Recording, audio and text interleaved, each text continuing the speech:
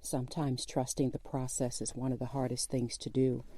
Yesterday, I was on the phone with, I guess you can call him a programmer, and he was helping me with the pre-launch of my website.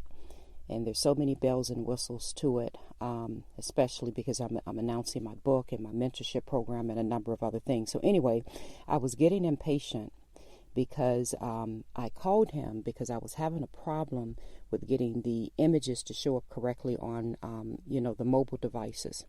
And he had me on the phone for about a good 15 minutes, walking through all of these other steps and things that he wanted me to know. And it was things from resizing the font to being able to go in the back end way to change some of the elements and just a number of things, a way that I can view things from the correct browser, a way that I can change this and change that. And, it's funny because my administrator, she was sitting next to me. And at one point, after about 15 minutes, she saw me put my head down on my desk because, she knew that I was just like, can you just get to the point and just answer the question? How do I get my images to display correctly on every electronic device? That's all I wanted to know. And something in my spirit said, Z, you need to be patient. You need to listen. You need to pay attention to what he's training you and what he's teaching you. So I looked back up at the screen, and of course, for another at least 5 or 10 minutes, or so, he's walking me through all of these other elements and things that were some pretty good things, but it just meant very little to me because at the time I thought, why is he showing me all this? So I sat there and I listened. We both took notes, and then at the very end, he showed me how to fix what it is that I was trying to fix. And here's why I'm bringing this up, because this is very important. Once he walked through about 20 or so minutes of all the things I initially thought was irrelevant so that he can get to the source of what I wanted my answer for, can you believe that I didn't even need to do what I thought I wanted to do? In fact, what he showed me was 1,000 times better than what I was going to do. So when he got to the end and he finally showed me, Z, here's the solution to the question you asked, but it was important I showed you all these other things because you may find that all of these other things are actually going to be a better workaround than to do it this way, and here's why. And it made so much sense. I said to myself, and my administrator, she was laughing with me when it was over. She said, Z, I saw it at one point you were about to say, just forget it. Just take the whole site down. We just won't do it. She said, I saw in you that there was a point where you were like, this is just too much. And she said, but you see what happened when we just hung in there. And so here's the biblical principle behind this. And I thought about this morning. Sometimes we can become so impatient because we don't trust the process with what God is trying to show us and what he's trying to do in our lives. Because we just want, for example, I just need more money, right? Or I just need the solution to this issue in my marriage. Or I just need you to fix my child, right? Sometimes we just need, or I just need you to show me what job I need to go on.